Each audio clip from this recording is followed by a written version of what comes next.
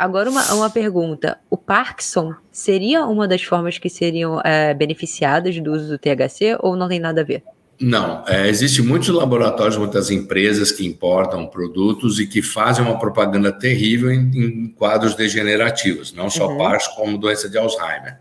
Não há nenhum impacto desses produtos na evolução da doença, nem de Parkinson, nem na doença de Alzheimer ou outra doença degenerativa do sistema nervoso central. Infelizmente, a gente gostaria que houvesse, mas não tem, as pesquisas mostram isso. As poucas pesquisas que mostram algum benefício no Parkinson são em relação ao sono, a melhora da qualidade do sono do paciente, assim mesmo poucos estudos mostram isso, e eventualmente em questionários em que o paciente refere um bem-estar melhor.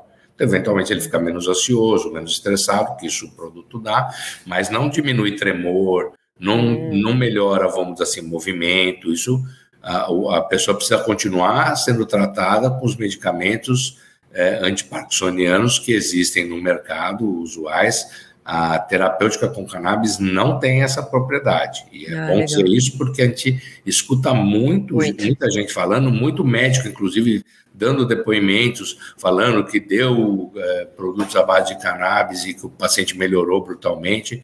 Veja bem, de duas uma, ou o paciente não tinha Parkinson, aquilo foi um caso esporádico, mas a ciência não consegue comprovar isso. Assim como a ciência também não consegue comprovar nenhum efeito benéfico no sentido da evolução da doença de Alzheimer, e também se fala sobre isso. O que se tem cientificamente, com cada vez já relatos de casos, não tem estudos grandes, mas que há um efeito nos pacientes com Alzheimer, é uma síndrome que se chama síndrome do pôr do sol, Sundown Syndrome, tá? Que é uma agitação que o paciente com Parkinson geralmente tem no final do dia, nesse lusco-fusco do dia, quando a luz começa a diminuir e virar noite, né, no entardecer, os pacientes começam a ficar agitados, e é interessante que uma boa parte de célula desses pacientes já utilizaram um monte de recursos de medicamentos calmantes e tudo mais, e não melhora, não continua agitado, e quando usa o produtos à base de cannabis,